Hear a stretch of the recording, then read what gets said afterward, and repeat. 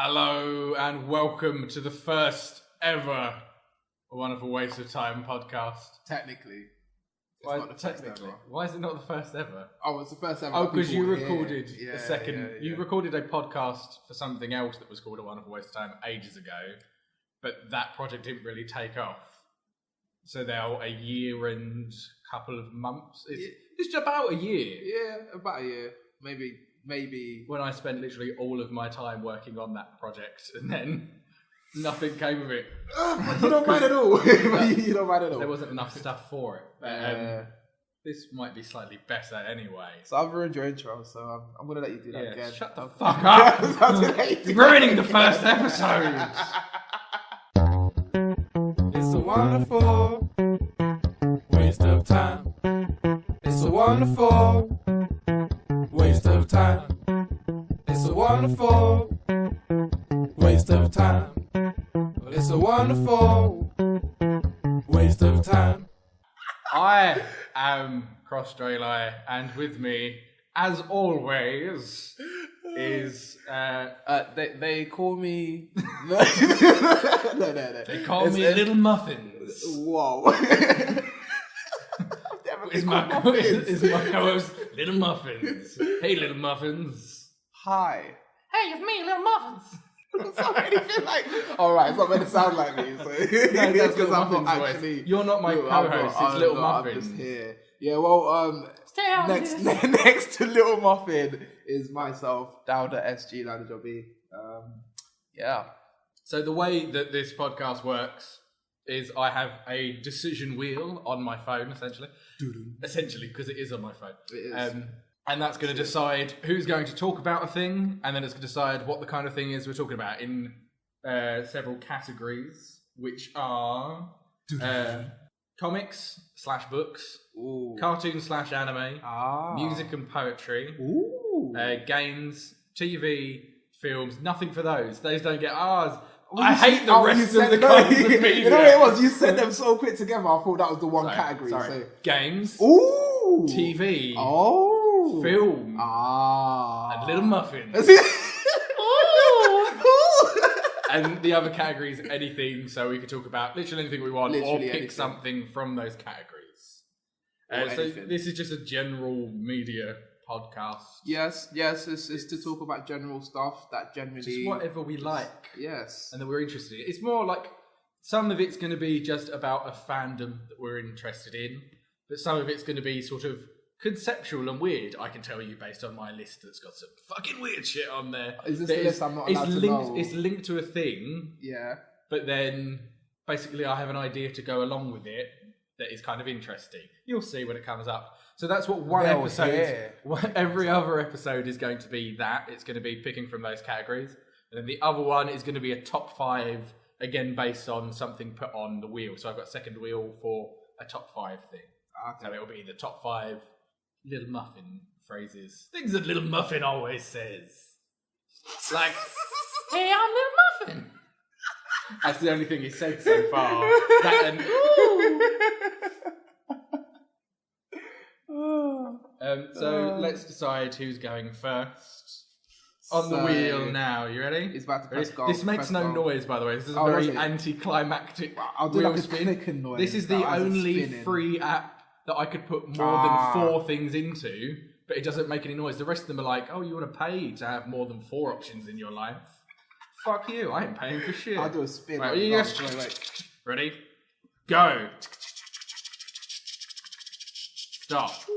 You're going first. Dauda's going first. He's going. Wait, so wait. I realised. Right. I realised that was like. That's more worrying for you, if anything. Right, right. So now let's decide what category you're doing. Talk about.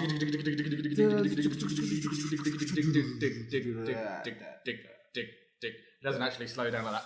Music. Ooh, I should. That's be a good one. This. Actually, yeah. If you can't do this, quit your job. Literally, this is probably, if I fail at this, then this is probably the last wonderful waste of time with myself on it. You're being replaced by Little Muffin. Yeah, Little Muffin will become the main co-host. Yeah, I'm looking at you, Little Muffin. I'm not actually looking at a Little Muffin right now. That sounds like a weird innuendo. It's just like a basket of mini muffins. Little muffin. He's just one on top that has eyes and can talk. Don't eat me! I'm Little Muffins! It's like Mr. What's his name from South Park? The piece. Mr. Hanky. Yeah. Howdy ho! Alright, so our music, that's sick. Have a that look is sick. at do you know what you want to talk about? I didn't actually write too much of a list for music. I thought that would be something that would come naturally because I don't know. I could you thought too much of yourself. No, actually, mostly it's because I didn't get to that point in the list writing. So I was working through it. But I've been doing my list for literally 2 weeks. You've done it in the last hour? Well, 2, but that's hey, some of us have lives, alright?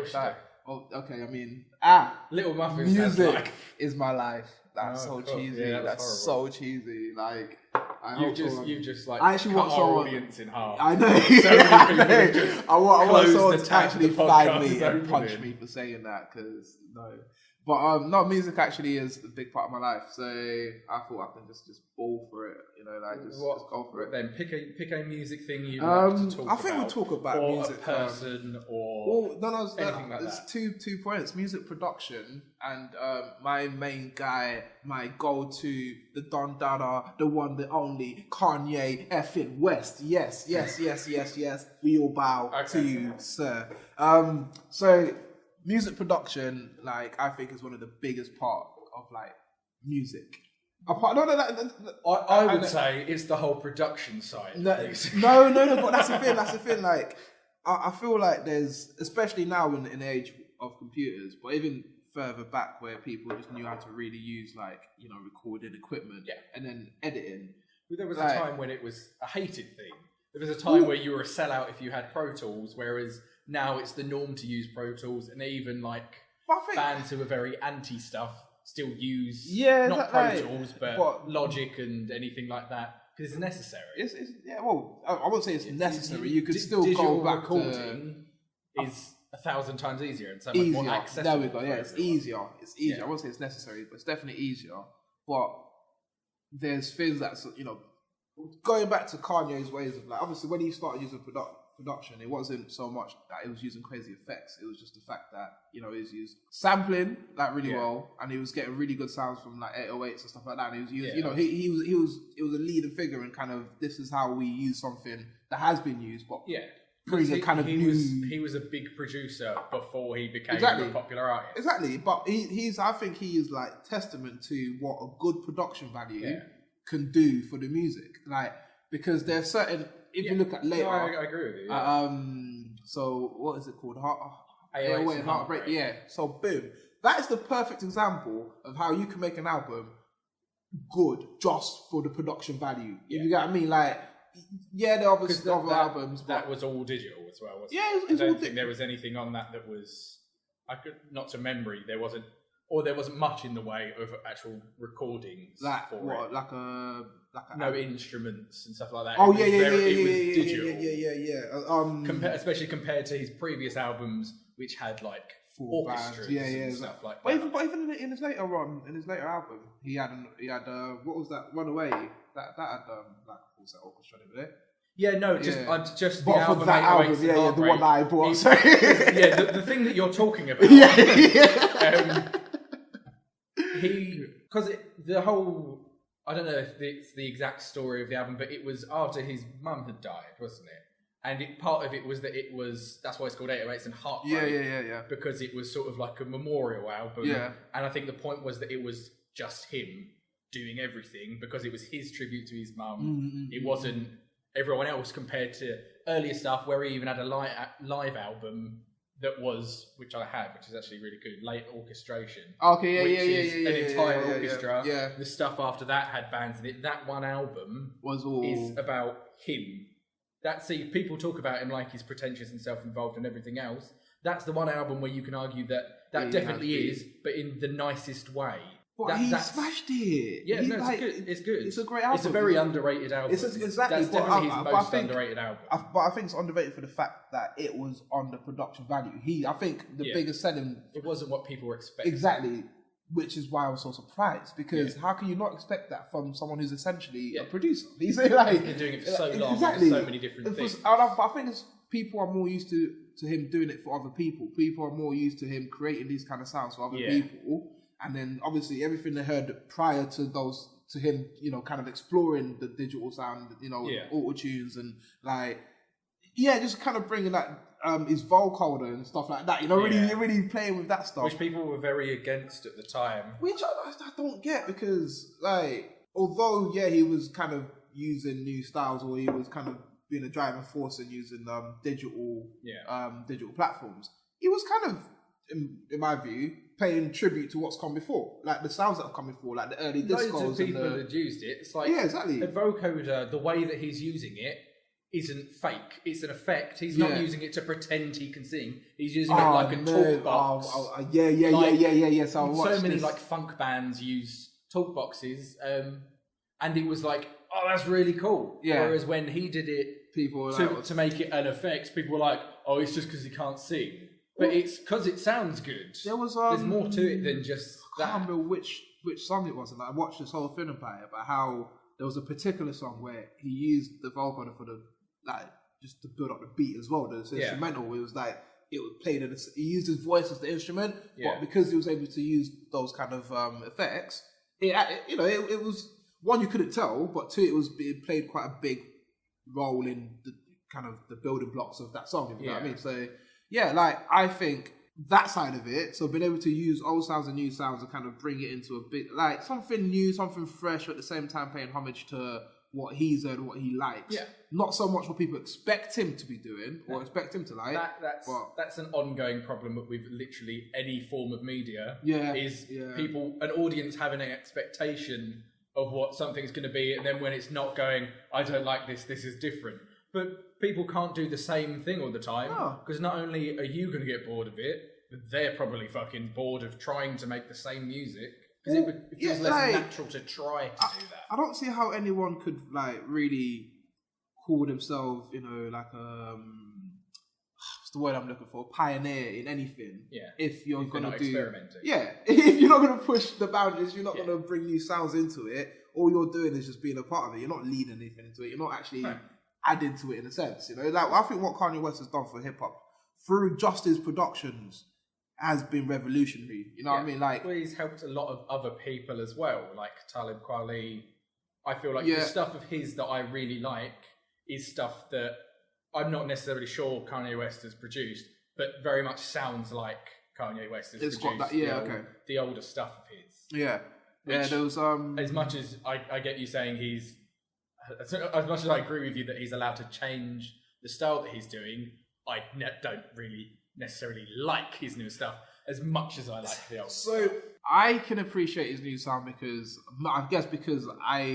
if it was to use me and you as an example, I guess I'm more exposed to trap music and that new sound that he's very me. Yeah, no, exactly. Yeah. But I mean, I don't really like it, to be honest. I don't really like it. I'm exposed to it. You understand it. Yeah. So when I then see what Kanye West is able to do to a sound that I don't really like, and he makes me like it, you know what I mean? Like what's it called?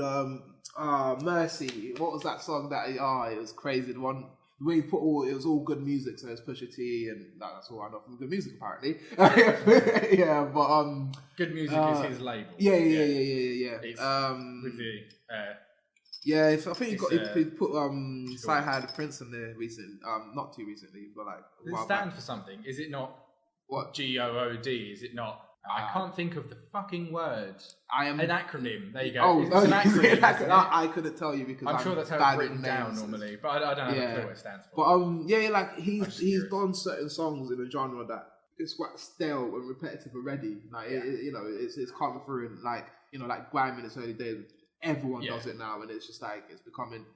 But he will do something you're like, raw. That's really good. That sounds like, even me being the music snob I can be, even for a trap song, that sounds really good. The production's crazy, the beat sounds mental, the arrangement is beautiful, it's flawless, and that's Kanye. You can tell. Sometimes you can just tell Kanye had that touch. He's Kanye's way to that song. It's just so. Yeah, no. I think. What he's done, what I think he opened the door for a lot of other people, because now it's becoming a little bit less cool to sample. People are forgetting that it's actually a craft. You're not just like ripping people off. But people like Kanye West also made that cool again. You know what I mean? Like, they were a driving force in being like, this is actually, it's not just stealing something old or whatever. Yeah. It's actually creating a whole new... But I would argue that's not necessarily a thing that people have changed their mind of in hip-hop. It's more, he was very much a pop person. And I think pop music has decided they don't like samples anymore. Whereas there's a new De La Soul album just come out. No, I suppose he still is. But I'll say he started becoming. Rather than I think it's pop that doesn't like... It's people that like pop music that don't like samples. Whereas I think people that are actually invested in hip-hop understand that sampling is kind of the foundation of it. Yeah. The like original stuff for hip-hop is rapping over samples. Yeah. So everyone who likes everyone who likes hip-hop is invested in that already and fine with it and understands that you're not just taking a part of someone else's song. You can just be looping a section of someone else's song, but good hip-hop DJs combining it with several other things to make it something completely different. Like I was saying, the new De La Soul album. Do you know what? There's a new Tribe Called Quest album that's just come out. Those kind of bands, that is all samples, and it's so flawlessly done that you don't always know it's samples. Actually, the new De La Soul is a very bad example, because that is all live stuff. That's the point of it. They kickstarted it because they couldn't afford to keep using royalties. They kickstarted to have a band come and play loads of random stuff, and then Maceo cut out parts of it and made songs like that. So that was just an example of how samples are becoming a weird thing where you can't necessarily use it. There are very bad ways to use samples where it's obviously just a rip-off and you're not saying that's what it is. And I think that is a problem. But sampling in general, I think, can be done. Well, I mean, it's not sampling if you just steal it and then don't give credits. No. That's just plagiarism. Even if you're just using it and you don't necessarily know what it is, but when somebody questions you on the fact that it sounds like something, you go, yeah, it is, and I paid for that, or yeah, it is, but I only used 2 seconds of it, which is legal. Then I think it's fine, as long as you're explaining. There's a word that is used on YouTube's very fucking long copyright clause. Did you read the clause? I've not read all of it. I just read the bits that would stop me. I haven't read the whole thing. Oh, okay. I read the bits that would stop me from getting shut down. I guess, the word is transformative, which I think is what you have to also do with samples. You can't just take a sample and then go, I made this, and then just play someone else's song. You have to turn it into something else. Okay. It has to become another song. Yeah, of course. That's kind of the whole. That's the whole thing. that's the whole. But that's what I think people that are so anti-sample don't necessarily get.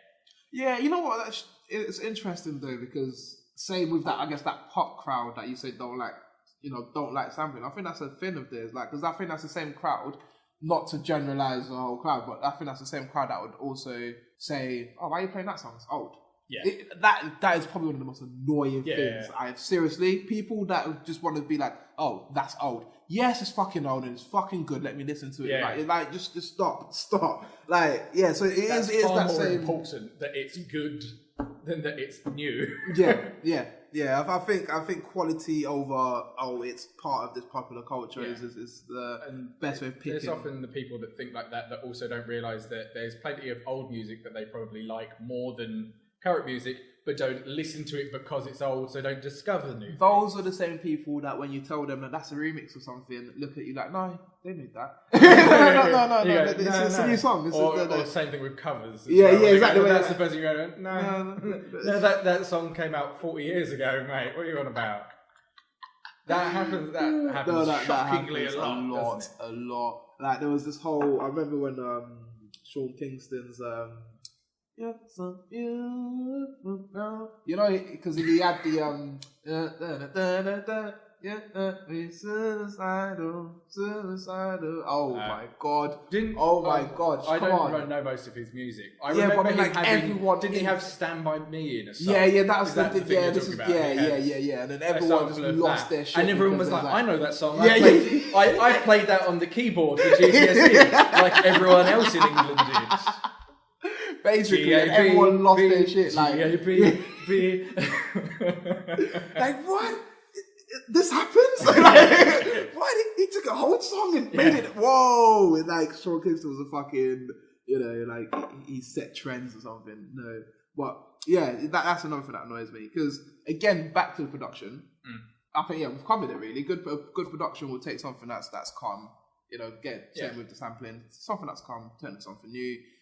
One of my best examples of this as well is that Juicy track from Biggie. Because what Puff done with Biggie was like he broke barriers with that. Because it's like, look here, this is some funky songs. We just put a little bit of grunge, a little bit of that grimy feel into it, and your crowd is going to feel it. The old crowd is going to feel it. Yeah.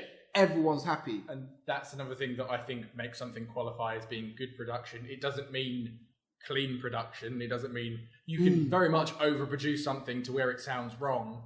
I think like a lot of the stuff that I like is like lo-fi bedroom production stuff, where the fact that it is all hissy and shit like that is what makes it good.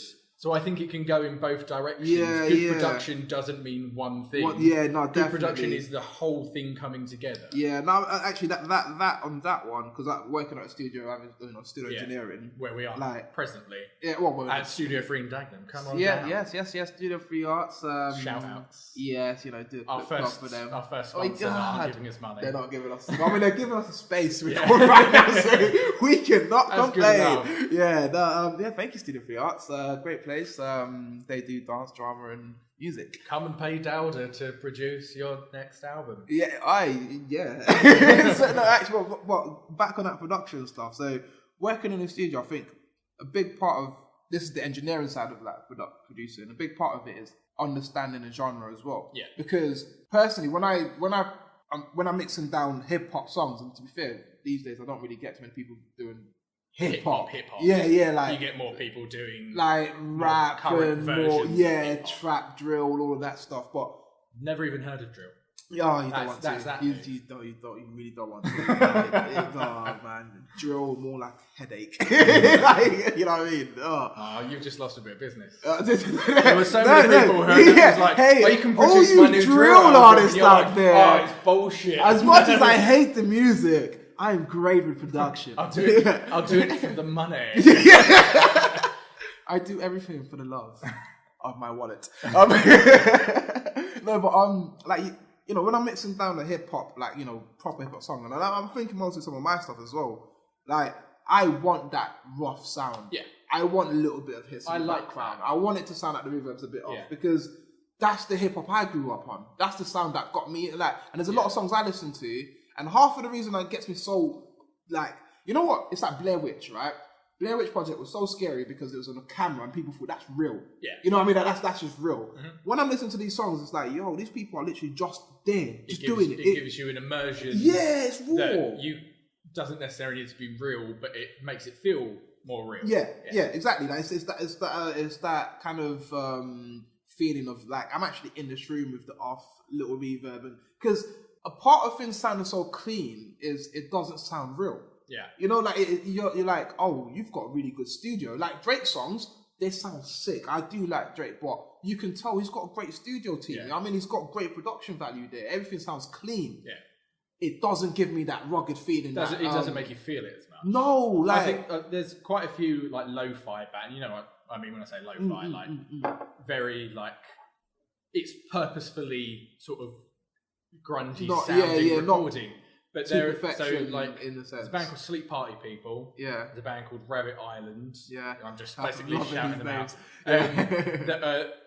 I think they're fantastic for lo-fi. This is just if anyone doesn't know what lo-fi sounds like. If you listen to Sleep Party People or Rabbit Island, you'll get an idea of it. But then there are people who do it popularly. There are people who are very successful who are doing lo-fi stuff that people wouldn't call lo-fi because they listen to pop stuff, like James Blake, who does stuff where it has a lo-fi sound to it, but nobody's going to go, oh, that's lo-fi. Yeah, because it's in popular culture. Yeah, because they just hear it, but they feel it the same way that people who are into it are, but don't notice it. I would say, it's produced it's Brian Eno produces lots of his stuff. Well, I think, again, like you said, part of good production isn't it sounding like to a crisp level. It is also, you have to like it, feel it. And like a good producer and a good sound engineer would know how to make you, they'll know how to mess with a track, well, I'll say mess with a track, they'll know how to work with a track in a way where like they bring out the best aspect of the song where and you know they and really the person as well. Yeah, exactly. Yeah, and the artist as well. Like it makes it feel more like them than they know how to. Oh, so you know what? That's what really good production is. Yeah, it's understanding the person you're recording and making it sound like them without them necessarily being aware of it. That's why I think if you're recording your own music and you're really good at production, there are people that just do everything on their own, but that's because they must have an understanding of themselves beyond just being a musician. They need to understand not just what they're trying to do, but what they sound like when they're doing it. That's the kind of person who has recorded enough stuff beforehand to hear themselves back. Yeah. No, I totally agree with you actually. And just the understanding of the artist as well. Like I find it harder to mix a song that I haven't been in a session. So if someone was just saying to me, "Yeah, it's a session I've done before, can you try and mix that for me?" Yeah. I would work with it, and I'll get it to a good sound. But I know for a fact, if I was in there working with the artist, you would be able to get the best out of it. You know them better. Yeah, you'd be able to work with them better. You'd be like, actually, I know you can get that verse a bit stronger, or you can bring that tone into it, or you know what they could work with. So, it is a big understanding. Like, knowing knowing the music, knowing the artist, knowing the genre. But yeah, what was I saying about the so the sound, like, so if mixing down like hip hop songs and then like compared to other songs, the rawness, who was saying this stuff? So I was reading this thing about like what makes a good, because I like to study my craft. What makes a good like hip hop mix down, and it went through the basics of it's the vocals, and then it goes from kicks and basses. But the main thing about the vocals is, so in hip hop production, right, you should be able, or in hip hop in general, just because of the genre it is, you should be able to take the whole beat away. Yeah, and still like what you're hearing. Yeah, the lyrics, the flow, the voice as well of the art. Like, because even this is some of Kendrick Lamar's old stuff. He used to have a really funky voice when he used to why am I so bad with names? I think it's the OD tape or the one before that, and he's just had this kind of like that kind of tone when he was rapping, and like you could take away the beat and be like, wow, this is interesting. This is really interesting to listen to, and like. A good producer, sound engineer, anyone that works within the, I guess, I say the background of making music, because it's the entertainer, which is usually the rapper or singer, who gets most of the, limelight. But the people who are really working in the background, who make the song sound how it should, they're the one that really drives, for me, the industry and the genre. Well, the industry is driven by money, but the actual music is driven by producers. It's driven by the people in the background that set a trend for what a gritty hip hop track should sound like. Yeah. What a trap bass should sound like. For what an EDM snare should sound like, or kick. You know what I mean? Like they set that, and as artists, what we do to that is just complement it. We put words on top of it, like, and then a good producer again would know how to make those words fit. The artists have to be the person that's creating it in the first place, but I think the producer is the person that develops it. I don't know, with music, I think it's the other way around. I really do think it's the other way around. I mean, like, it all depends on the process as well. Like, you could take like one. So you say one of the biggest producers in the world, say like Rick Rubin. Yeah. So he does many different genres. Yeah. But you couldn't say he's the only reason why the Beastie Boys sound like the Beastie Boys. No, of course not. He's not. He's not like. I wouldn't say he's the. Because I don't think they necessarily knew what they were when they started. But he took what he could hear they were and made it them. You know what I mean? So I do get what you're saying, like, that they're a big part of the creation, but you couldn't take away from the artist that... No, it's not really to take away from the artist. Like, it's not so much, an artist wouldn't sound good without their production team. Like, that's weak, because a lot of artists go to different producers, different... But I think if we're looking at what drives the genre and stuff like that, I don't think it's the actual rappers not the artists. You're talking about what makes the genre. What drives what drives that's what makes something music. Big, like it's because especially in hip hop, you shouldn't be sounding like the next rapper. You shouldn't and even with producers, you shouldn't be sounding like the next producer. But when you're matching certain sounds and you're setting certain trends on a level that another producer set, maybe they've set the level as in, oh, their bass is sick in that. Okay, cool. I'm gonna come with the dirtiest sounding bass. Yeah, you're gonna forget what that beat even sounded like, or you're gonna forget what they done with the auto-tune on that track, because I was able to, like what Kanye West done with a beat. I was able to use vocoder to actually make the instruments. Yeah. You know what I mean? Like when you start that's what is setting levels. I don't think the fact that Kendrick Lamar can rap extremely fast, I don't think the fact that Busta Rhymes was rhyming extremely fast, that when he had his comeback period, I don't think that set too many trends. Yeah. Nobody started rapping extremely fast. It was a sick song. It was a good fan that lasted that long, but nobody started rapping really fast. Like, it's only now recently that people have started wanting to rap the same.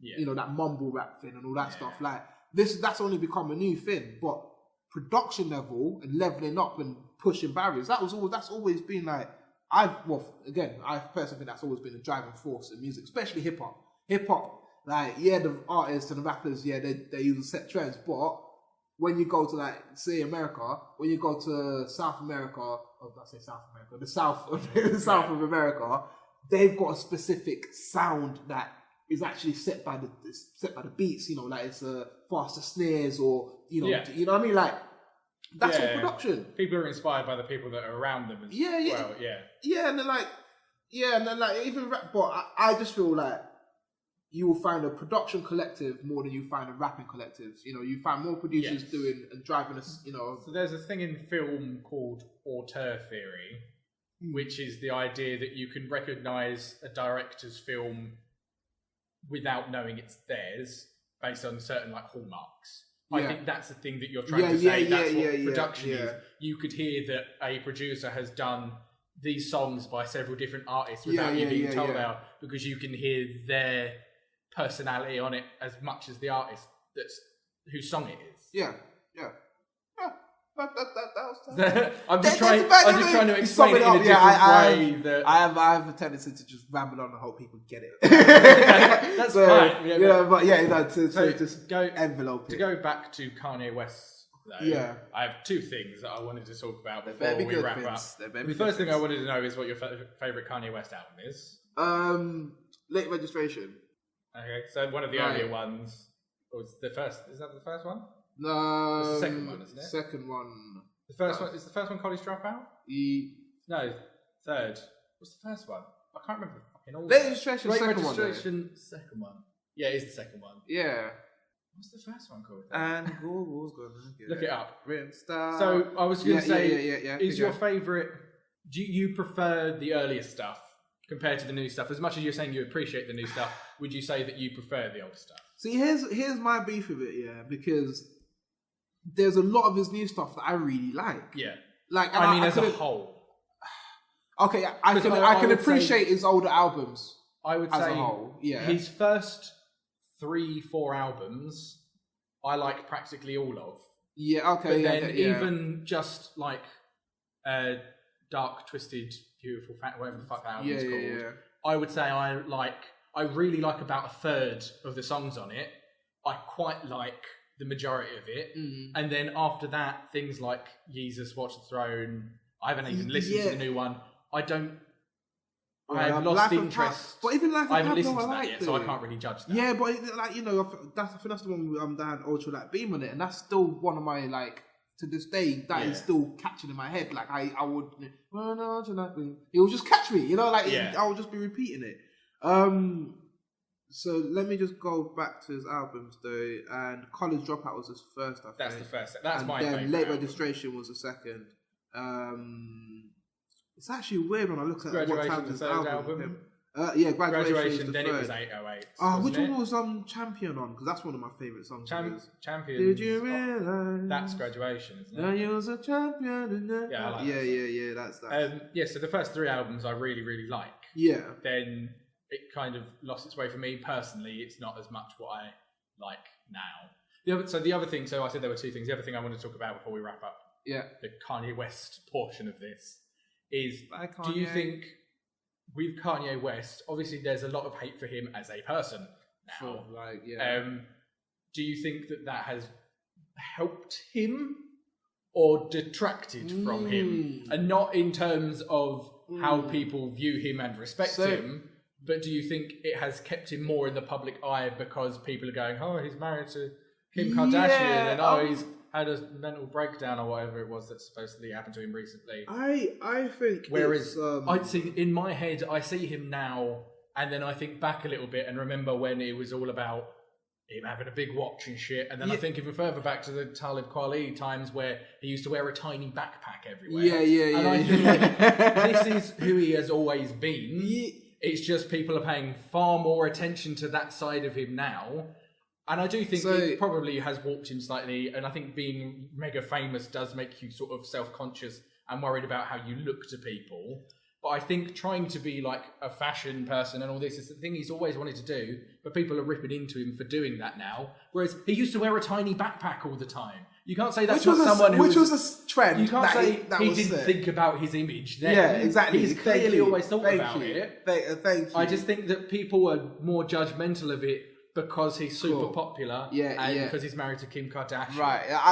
I'm so happy you said all that because basically my whole also bring back the tiny backpack. I just want to see the bear again. You see videos of him showing up at like an open mic and going on stage, and he's got the tiny backpack, and you're like, that's Kanye. His Def Jam, he had his bag on, didn't he? Like when he's done his Def Jam poetry. Probably. I know which year you're talking about as well. I think I remember the actual show. It's the I've watched videos of it. Yeah, I think the set for it used to be very like wooden. It was all like the old school, proper Def Jam poetry. Yeah, man. That's the times that I remember. I'm a bit sweet on that, and it was just like still one of my favorite films ever. But I'm so happy you said that because that's 100% my whole take on it is like the media that he's got lately is actually detracted from all the amazing work that he's done, and not the amazing work that he's just ignoring it. Yeah, but that people just act like, oh, he married Kim Kardashian and now he feels like he's a fashion idol. Yeah. No, like okay, like I've got personal beefs with what people's beef with him and Kim Kardashian's whole situation is. Because this whole big a big figure in the black community and a big figure in the trash community, you know what I mean? Yeah, like reality TV, all that. The sort of, not to detract from her as a person, but it is very much considered like the sellout community. Well, the no talent community. Yeah, it's the post MTV thing, isn't it? Yeah. Documentaries on people who aren't pleasant. Don't come across as that. What was My Sweet 16 stuff? Exactly you know that. All of that.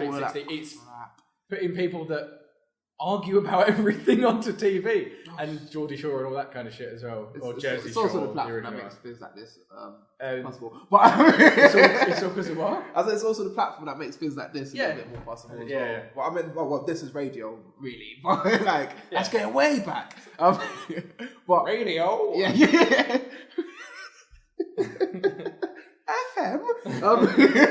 Sorry, I heard him on the wireless.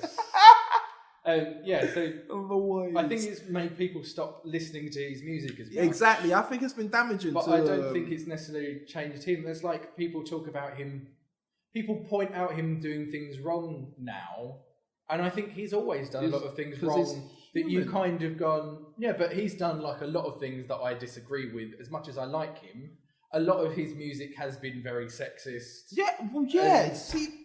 But I just think he's entitled to be like that, but I think that's a part of him, and if you don't like look past that, how can you just say that now and not then when he brought out fucking Workout Plan, which is by far his most sexist song?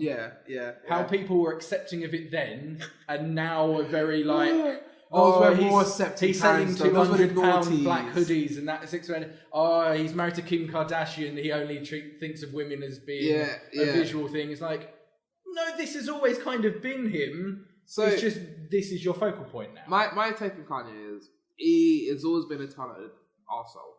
Yes. But it was simple. He's very talented, but I don't think he's necessarily always a nice person. When his mum was alive, I feel like she done a lot of keeping him on the check. That's what I would say. I feel like you talked about AWWOT at the very beginning. Yeah. I feel like that album is very much a turning point in how he comes across, how he treats himself, and how much I've liked him. I think after 808s and Heartbreak, it's like all of this has sort of become amplified. Yeah. And I'm less interested in him. Whereas before that, when I think he had more, he had, I think it's even on the same album, that on the same album he could have Workout Plan and Roses. Roses being a song about his family and stuff like that. It's about seeing, I can't remember if it's his mum or his nan in hospital and his family showing up. And like, we're not bringing flowers, we're the roses. Oh, okay. Like, it's all of the family coming around. Yeah. So it's either like an album apart or the same album. To have a song that's saying, if you want to get a rich husband, then you need to look a certain way and you need to suck his dick. Then also having one. I know they're not two things that they don't have to be mutual. But I feel like the Roses part of his stuff is gone, and there's a lot more of that part. You think? On albums now. You think? Because this is the same guy who made a song called Black Skinhead. Yeah. Which is political. That's still no, but that's political. I think the the loving sweet, side of it is gone. Even like Bittersweet wasn't on an album, was it? That was a separate thing. But that's the last. I'm not sure. I think he's done an album version of Bittersweet. I think he's done an album. Might have been on Graduation. Yeah, but yeah, I think there's less of that now after 808s. What's that cheesy song you done? With the video of him and Kim. Oh, when they're on the motorbike. Yeah. Yeah, I don't remember. Oh, that's got the horrible. Talk about sampling. That's got horrible sampling. the honey is just hideous and makes me never want to listen to it. I do like that. I really like that. But that's like, I think to the bottom of it, that's actually quite a sweet song. Yeah. You know what I mean? You know what I mean? We'll agree and then like even on Watch the Throne. Him and Jay-Z had a song where they were talking to the kids. Yeah, they were talking to the kids about like, yeah, I want you to. I think he does all this stuff still, but in a slightly different way. No, definitely. I think his approach to things has changed, but like I feel like Kanye West is someone who's been banging his head on the wall for so long, and then when he finally sees that little crack and the light comes in, what comes in with it is 10,000 people telling you shouldn't be here. Like, you shouldn't be doing this. You should go back to do what Kanye was doing, what we love Kanye for doing. But it's like, what you love Kanye for what he was doing was probably step one of his, 10-phase plan to be this guy who's going to be a big fashion mogul. And 100%. You know what I mean? I think he's always wanted to do that. And I think he's always had this plan. But what the backlash has been is people not expecting him to be so brash about it. I think, he's done what... Michael Jordan started a deal with Nike and he got his shoes up, blah, blah. He didn't act like an arsehole when he done it. Kanye was very happy that he got his deal and he was able to start bringing his Yeezys and stuff like that. He maybe acted a little bit brash about it, but give him the fucking props. You know what I mean? I feel like we've been given this whole image to hate what he's achieved rather than actually celebrate the fact that he's come really far. I think it's the attitude that comes across with him though that makes people not like it. But I think it's the attitude that comes across, not necessarily that it is. I think people focus on the negative parts of his personality. Because no doubt, a lot of the businesses or artists that we buy into are fucking arseholes. Oh yeah, they just 100%. Probably have good PR all of the management. silent people that you don't know, or even the people that come across as really nice on TV, are probably absolute wankers. Yes, lots of people like Mariah Carey, but behind the scenes, she's supposedly she's one of the worst people. But Mariah, we love you. We love you, Mariah. I don't. Hey, you're not listening to this podcast. I'm not a fan. I don't care. How do you know she's not listening? We need to wrap this up. How do you know she's not listening? I do want to say one thing. Mariah, if you're listening, I love you. One thing with the Kanye West thing that you're saying at the end, I think it's the same thing with. It's that I would describe it as being like the Tyler the Creator problem, where he wants to do so many different things, but people have only seen one aspect of what he wants to do. So then they go, why is he doing other things? Yeah. It's the same thing when you see actors rap and rappers act, where you go, they can't possibly do that because that's what they do. Tyler the Creator wants to create some fucking furniture. That's one of the things he wants to do. That's fine. Hey, the guy's a businessman. Fucking power to him. He can do what the fuck he wants. Exactly. If people are willing to buy it, why shouldn't he fucking do it? But I feel like it's weird who gets because it's weird who gets the stick for it because you see people like Childish Gambino. Yeah, he is crossing over all platforms right now, and he's doing it so swimmingly. But he has the same thing of people don't like him rapping because he was an actor first. There are a lot of people that think that Is way. that okay? He's more, I didn't know he that is was more a- accepted than most people. Yeah, that's what I thought. I thought it was very, very. But there are welcome in that still whole- many people Yeah. who are like, I guess he's an actor first and a rapper second. Personally, I think he does both Incredibly well. And as a writer, which as a people don't yeah. all respect him all as a TV writer, I really need to watch Atlanta, but he wrote for 30 Rock and Yeah, stuff yeah, like yeah, that. yeah. No, He's just very good at a lot of things. I think he's less pigeonholed than Tyler the Creator. Exactly, that's what I mean. Yeah, but he still does get stick for it, and I think it's the thing that people need to stop. People should be able to, if you can accomplish these several things, and people are happy to buy those things or watch those things or be part of those things and enjoy them, then what the fuck is wrong with it? Yeah. So thank you. I think we should end that category We there. can So end we'll it end the there, we can end Kanye it West there. portion Yeah, there, and we'll go into something else in a second. So let's fire out the wheel, and we'll come right back to that. The wheel is coming. I still love you, Mariah. I don't. It's a wonderful waste of time. Okay, so now we're going to go on to another topic, but we're going to find out who's recording first. If you want to do the sugar digga digga, I think I prefer you going sugar digga digga digga than if the app actually made a sound. I think I've got it. Okay, you ready? Go on. Go. Stop. Me. Yes. Yay. We get a thing I don't each in have the to first talk. episode. You do have to talk. You have to ask me questions and be involved in the conversation. You can't just sit there and listen. I was just gonna listen to you ramble on about what are you gonna ramble on about. We'll find out. Oh, And the let's category, you find ready? Go. Stop. Films. That's a good one for me. That's really weird that you got music in the first one and I got films. It's almost like to explain to people that are not this is listening to this, Dauda does music production freelance for a living, and I work in films freelance for a living. So- I make music videos, and I've been doing art department on films recently, which is really enjoyable, and I'm hoping to get more of. Just Yeah. if you wanna Hey give me people, if you- hire me. Yeah. Hey, give me a fucking job, guys. I'll be honest though, I was hoping to get TV in the first one, which would be equally as mere thing. 'Cause I have a really good thing I want to talk about.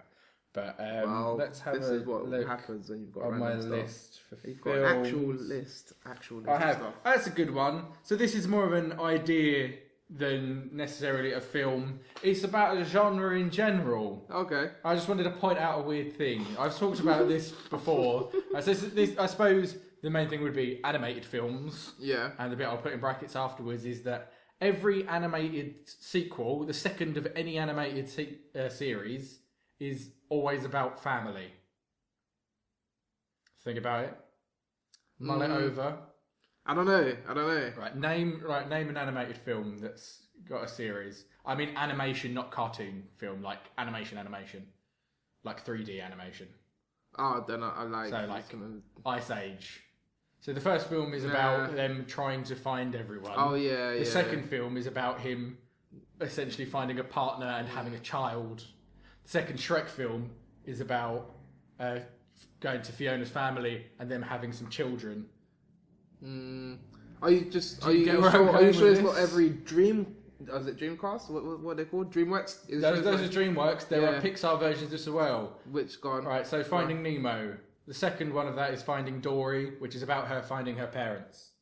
I mean, yeah, okay. That's fair. Next Right, one. the second Toy Story, they find Jessie and the old weird creepy prospector dude, who are essentially Woody's family because they're his franchise people. You know what I mean? She was essentially his partner, and it's sort of, it's always about their family. I mean, you could argue they're all about family. But they're not. But that's not true. The second How to Train Your Dragon is about him finding his mum. Oh, yeah, that's such a good film.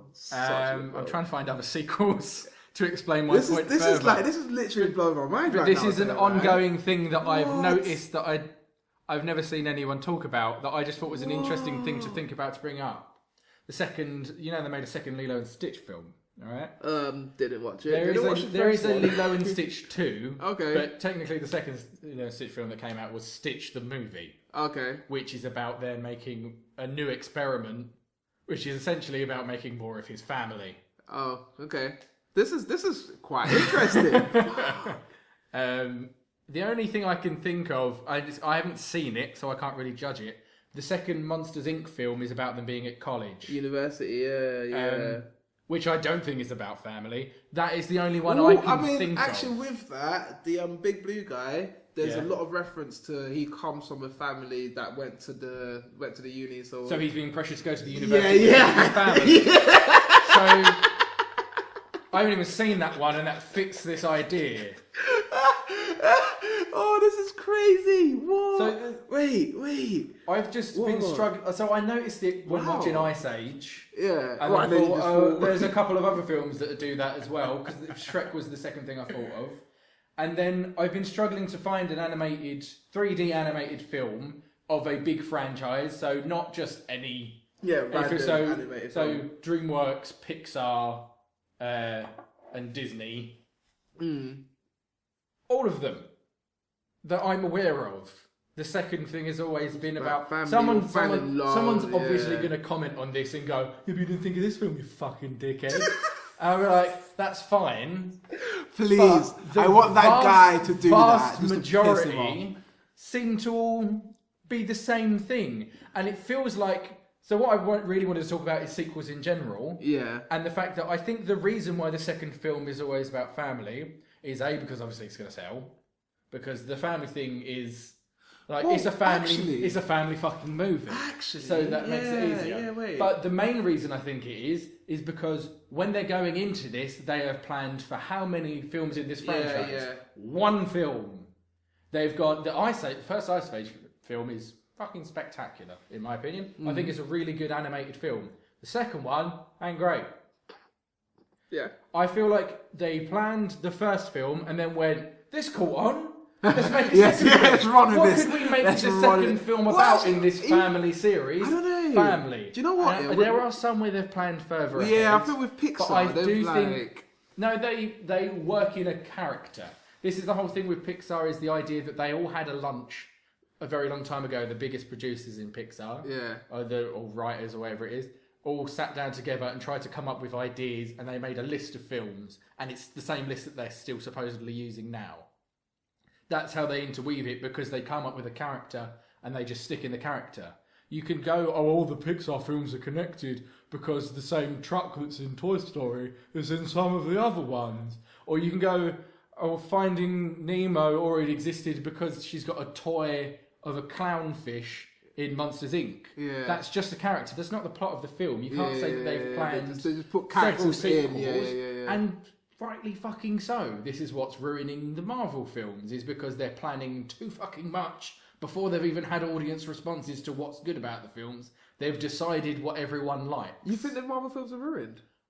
I think they're ruining themselves. Wow. I think they've done some good films. Some great films. But I would argue that... Which ones are slacking? No, they're very popular films. They're very successful monetarily. I think they're very good popcorn films. You understand what I'm about? Popcorn films. Wait, popcorn's just anyone who... How many superhero films? How many superhero films are going to be good? Don't. But you can't say that there aren't. There are some. There are like 3 off the top of my head really good films about superheroes that are not that aren't superhero. That films. Are not Batman. Not Batman. Okay. X-Men First Class is an amazing film. It's really well shot. And it's a superhero film. It's not a superhero film first. See, that's the thing. You said that, and I'm not a big fan of that film. That's I mean, that doesn't mean it's not. A good film. No, of course. Yeah, I mean, like, my opinion does not say what it does, but Captain America: Winter Soldier. Are you actually shitting me? Winter Soldier is a really good film, but I would say that the first Captain America isn't as good because it's too much superhero. Did you not get where I'm coming from? I get where you're coming from, but they're good, entertaining films, but that doesn't make them good films.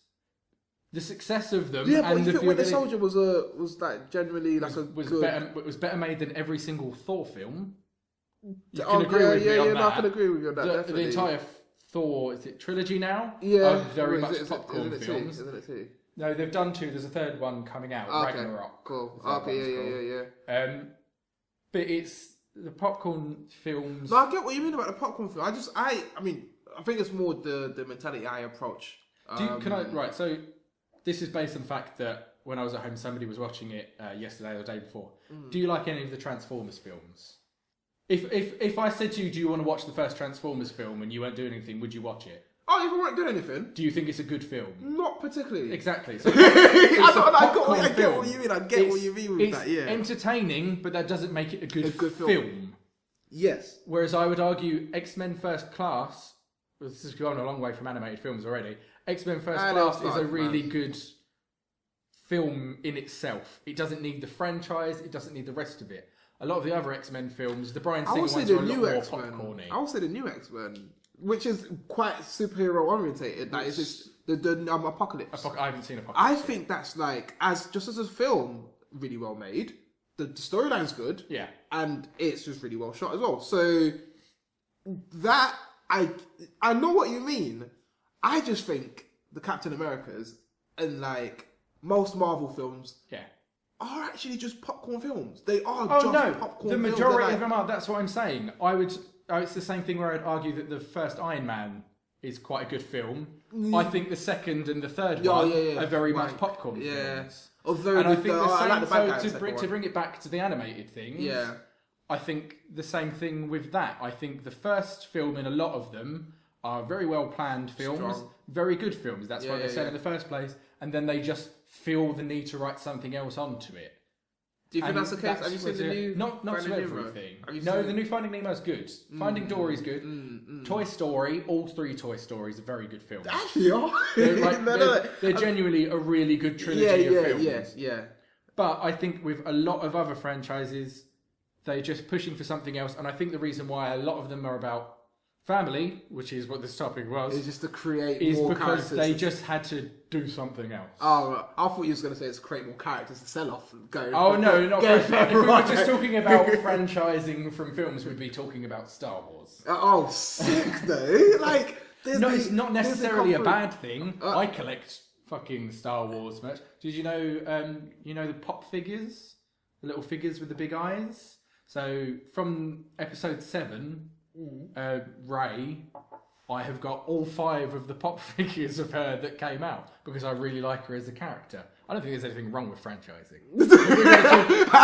Franchising. Saying that Star Wars does a lot of franchising, I don't think it's a bad thing. I mean, props to them for knowing how to make money off of what they do. Like, it's simple. But like, I think, like you said though, stuff like that does happen, and it's also how you ruin great things. So. People often say, like, you can't detract from the original film because the original film hasn't changed, but you can stab the legacy to death.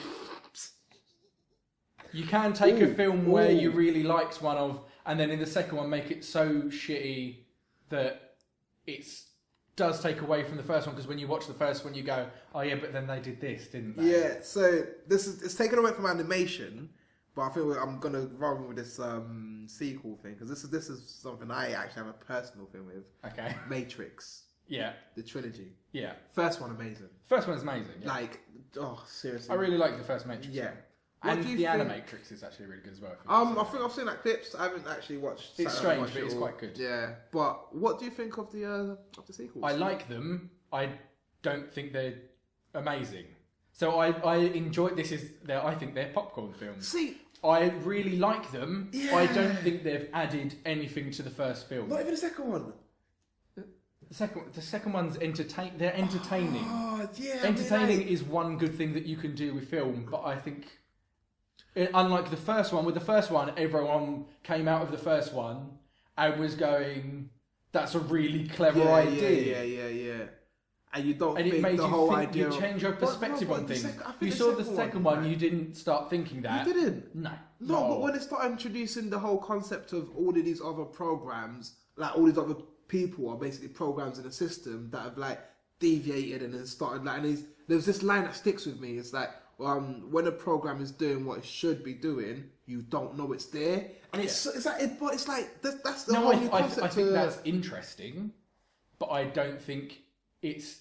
I suppose what I'm saying about it being a film that's really good, Yeah. I think the artistic value is what I'm trying to talk about. But don't you think I think in the first Matrix has that artistic value and has that conceptual idea that makes you think about it. Whereas I think the second one's the things that I remember from those are people shooting each other and running on tops of buses and shit like that. Ooh, I don't think it is added to the concept of the first one. Yeah. And to bring in the point, so when people go, "Oh, all sequels are shit," the thing that they always bring up is Terminator 2.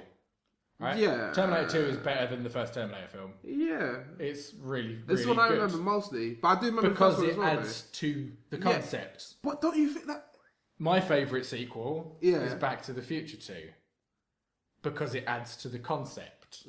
Because it puts you into a different perspective of about them changing time and seeing the future and stuff like that. It adds to the concept. Whereas The Matrix 2 is just going, "Oh, what if we just had more people shooting each other?" No, it's not! No, it's not! Sorry. No! Like, I mean, the third one, again, right, so I feel like it was a sick... I think this the fact that people got so used to the idea of the Matrix that the second one isn't... Because if the second one just came out... I agree. It would have been sick! Like, the whole concept If the second one... sick. But the reason why it would be good if the second one had just come out is because it had the concept of the first one in it. No, but it was a running... So it's like, you know... It's like saying Lord of the Rings, you know, oh, they've all got the same concept, you know, they've basically... They've got vastly more story to them than the... Yeah, okay, yeah, but main story is they went to fucking drop a ring in a fucking volcano, alright? There's plenty of plot holes in it, but it's still... right, so no, I'm just saying, that's the basics of it. And the basics of Matrix is that the world that we know is fucking fake. We are living in a computer system, and then there are people out there fighting for our fucking liberation, right? And then there's this one guy who basically knows how to communicate with the program in a sense, like he's almost one with it. Yeah. Okay, and the first film was them potentially finding this person and him having to realize it.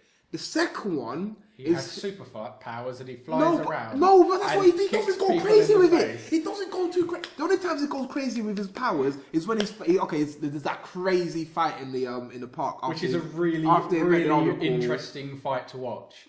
It's really enjoyable watching him kick the same person in the face 1,000 times. Pretty sick. It's a really clever fight scene because it's got really big entertainment value.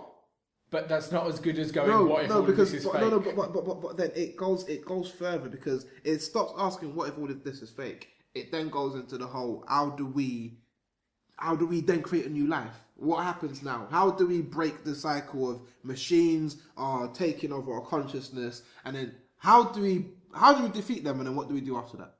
Like the whole concept of the Oracle is a program that didn't want to follow that route and is now helping the humans to find their path going forward. The whole story of Neo is essentially the same as Mr. Smith. Like they're essentially the same person. Yeah. And like there's so much going on that if we take away from the fact that he is kicking a whole lot of people in amazing ways and flying around and doing some pretty impossible shit, it's still quite interesting. And it does develop. The story does develop because at the very end, the last film, when it goes to their city, it takes down the Smith, and I can't remember exactly how it ended because he jumps into him and he blows up.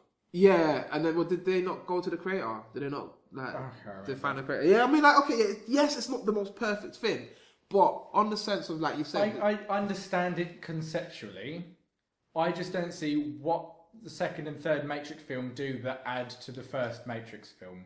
I don't think when I'd seen the trilogy of Matrix films, I went, this has added so much to the concept of still the thing that you talk about when you talk about the Matrix trilogy is what happened in the first film. If I talk to you about Terminator, you think of Arnold Schwarzenegger helping the Connors family.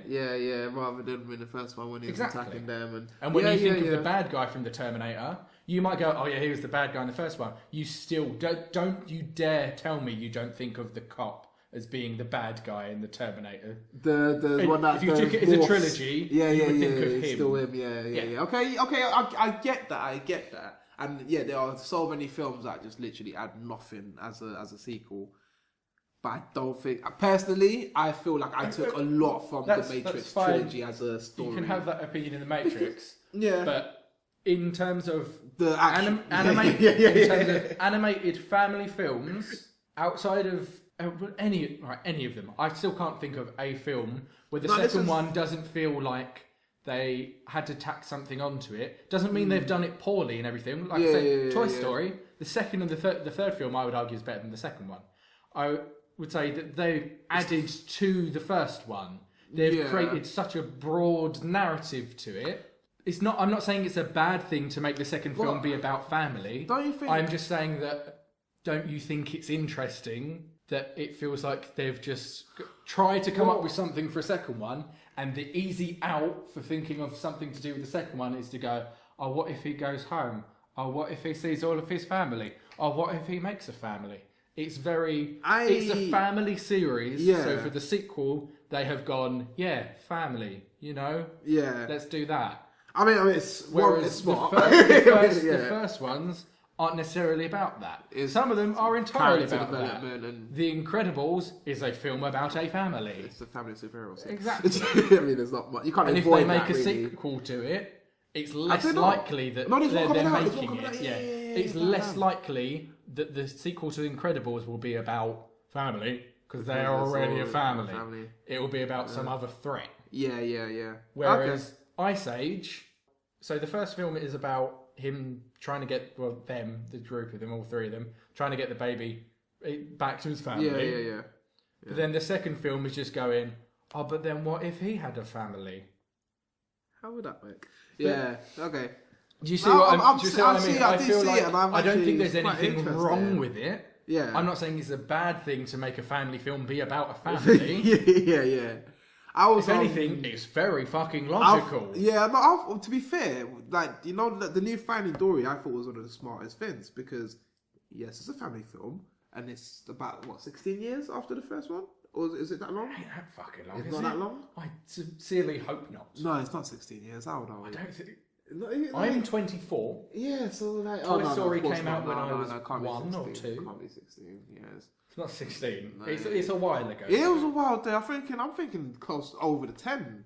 Over 10 years. Over 10 I would think. Okay. So in my fucking internet, amazing things. 2003 it came out. 2003. Oh my flipping god. So 14 years ago. Oh, so you're very, very close. Flipping god, I feel like I feel so old. Was I 10 years old when? Must have been. What? I think it was just so relevant for so long that we fair enough. Very good film. It's a very good film. But Finding Dory is a very good film. Yeah, but I think the clever thing about that is so they've released this. Okay, 14 years on, a lot of the people who watch Finding Nemo have kids now. Yeah. You know what I mean? They have kids. So I think it's just perfect marketing. It's very good timing for that to come out. Yeah. But especially there are 3 main characters in the first Finding Nemo. Yeah. Right. Which is Nemo, is Dad. Nemo, Marlin, and Dory. Dory. Yeah. Right, so 2 of them have already got a family, each other, and Dory sort of becomes part of their family. Yes. And then to make a sequel, they went, what if Dory had a family? Let's look into Dory's family. This is all I'm trying to say. I'm not trying to dig into them. I just think it's very interesting. Hey, new storylines, man! I just think it's very interesting to notice that kind of pattern in these films. Yeah, no, it's quite and the fact that it seems very easy to make a family film be about family. I like how he said. I don't see anything wrong with it. I don't know what the second Cars film is about. That might prove an exception to the rule. But also, does anybody care? I didn't care about the first Cars film. I don't care about any of its sequels. You know what? I think that might be the one. Yeah. I think if anyone on the planet has watched Cars 2, then that might be the one. I haven't. I had a DVD of the first one. I had a DVD of the first one. I certainly haven't watched Planes. Oh right, yeah. I've watched Planes. I said that, and then I just realised I'm actually not happy. It wasn't that great of a film. I don't know anything about it. I would like to shout out that the idea that there is a character in it who is basically Mater from Cars, but they're called something like Dusty and they're a crop duster. Yeah. That's true? Yeah. Yep, thought that would be. Yeah. That's the thing. I don't know if I've seen that on the trailer, but that just sounds like a very obvious thing. Yeah, no, of course it's like,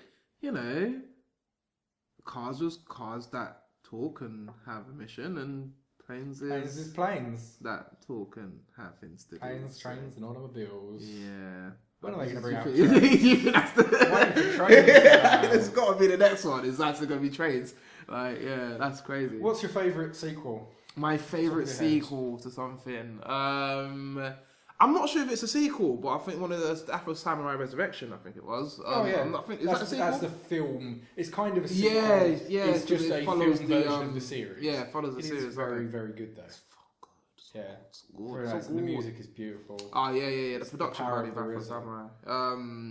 Yeah, man. He's doing an episode of Talking to Reza. Shout out. Shout out, man. Like I said, hey. Why? How does he need? He needs the work. He's not developed. Yeah, check him out. He's part of a little known band. You've never heard of this little band called the Wu-Tang Clan. As a side note, they ain't nothing to fuck with. So, anyways, he's doing a series for Netflix of Iron Fist, and it's gonna. Is he really? I'd watch that. Yeah, you see the film? Yeah, the music's in that's good as well. Sick as well, but of course. Obviously him, but also the Black Keys made the music in that really good. Okay. I just kind of just thought Reza done with productions and everything. If I see Reza's name in it, I think he's done it all. It's like he's the guy. Afro Samurai, man. That's definitely. What's your? Back to the Future too. Oh, I thought we was looking at animation. Oh, we're talking about just animation. Yeah, I thought it was. Favourite animated sequel? That's hard. Ooh. Are we including cartoons in it then? Since you went Afro Samurai. Yeah. I would say that's probably up there. Yeah, it should be. It should be. Yeah. I don't know if I can think of another one off the top of my head. I would say the best animated, like the ones we're talking about, like Pixar, Disney, or that jazz. I would say the third Toy Story is probably the best sequel. Better than the second Toy Story. Though that's also what's one I watched recently? There's Bug's Life is fucking. Does it have a sequel? No, not Bugs. Is it? No, B-movie. Oh my god, it's not even a sequel. It's not a sequel. Yeah. That's just I'm just talking about B-movie because it's fucking hilarious. It's a very strange film, isn't it? The jokes in it. Oh my god. There has become a very big meme of recent times. Yeah, no, I started seeing it recently. I've watched. If anyone is interested, the two that I would recommend you watch, if you go onto YouTube, you should watch either the B-movie, but it gets sped up every time somebody says B. It's about 8 minutes long. It's the whole film and it gets sped up every time somebody says B. It's really good. And probably my favourite one is the B movie without any Bs. It is just like every shot of the film that doesn't have a B in it. It's really good. That's even shorter, I think. I love the internet. Yeah. Oh man, people are strange, and I love them seriously, for it. That is one. Like, there's a lot of memes that I'm like, this isn't funny, and please stop. It's annoying. I'm on board with the B movie memes. Yeah, because they're fucking abstract. So good. But there's some really weird stuff in that film as well. But it's not a sequel, so I don't know why I brought it up. I just thought it is that weird thing of having a comedian do it as well. That it's Jerry Seinfeld to be. Oh, right, cool. Seinfeld's comedian. I believe it. Yeah, it's Jerry Seinfeld. Cool. He also wrote it, apparently. He was one of the 4 writers on it. Wasn't he United States as well? No, that's what's his name? Ray Romano. Ray Romano. Yeah, I think it's that weird thing of you see a lot of the other ones, even like in Ray Romano's performance as a fucking mammoth. Yeah. It feels like a mammoth. When I watch the B movie, all I go is, it's Jerry Seinfeld and he's a bee. It's too much him. You know what I mean? That's what makes the film really surreal. It's like, I feel like you can tell comedian wrote it because it's like, how many jokes can we get in this? Yeah. And they packed very punny as well. Oh my god. If they do make a sequel to that, it should be called The Sea Movie. And it's about the bees going to sea. Copyright that now! To find their family. I think we should wrap up there. I think that's enough. Mine wasn't really much of a discussion. We tangented a lot. I think the only thing I wanted to say was I've noticed this thing. Can everyone pay attention to it? Because I think it's really weird that I've never seen anyone else go, why is this? All this family stuff. Yeah. But that is it. wrap up podcast. Do you have anything you'd like to shout out or plug? I like to plug my phone in to charge. No, I know that was terrible, right? That was terrible. You have been watching the B movie. I'm just a punny guy. Puns and wordplay. No, that's literally just me. Thank you. You want to shout out your music? Yeah. Oh yeah, I do music. SoundCloud. Mr. Souls. That's MRSOLS. Also, is there a person you'd like to shout I wanted out to say, in case you thought you can't do that on a podcast. I can do whatever I want. I'm in charge. Do right. Did you hear that, people? It's like this 400 years never happened. That doesn't even make sense. That's the wrong period of time. The 400 years was when it was happening, not the time since. Exactly, like it never happened. So it's like, you haven't... You said like, these 400 years. I was in these current 400 years.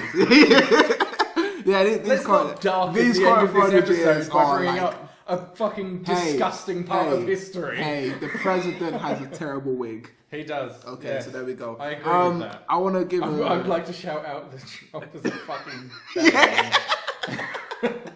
Stop ruining the world, man. You can't what's be it called? the leader of a group of people and say those things and expect to get shit for You know what I like? Let's not go into this. Just shout out what you're going to plug. Alright, go on, say what you wanted to say. I was going to say, Hurry it's up. funny, the leader of the free world. Yeah. You know what I mean? So, anyways, big shout out to Liza Valance and Studio Free Arts for letting us, That's what I was going to say that. well, I beat you to it. And I want to give a big shout out to OSOM. He is John Akinde, so I'm just going to reveal everyone's real name. John, who is literally about... he is in the studio over there, but he's done some great stuff, man. Amazing poet. He's part of our NAS collective, so I thought I'd give him a big shout out. And that is me. I would like to say, not to go back to the Trump thing, I just think, do you not think this is the kind of things you're supposed to say in secret and get found out for later on and then everyone slags you off? If you say it publicly, I think that's worse than it being a secret somehow. You know what? If you're going to be a politician, be shady. No. That's what you expect. No. So this is, okay, we're going to go for the No, we're not, because we're going to finish this episode. Oh, no! Yeah. So, I was also going to shout out Studio 3, but that's already done. The only thing of mine I want to plug is Renegade Pineapple, which is my Let's Play channel. So search that on YouTube, Renegade Pineapple. I don't have anything else I want to shout out at the moment.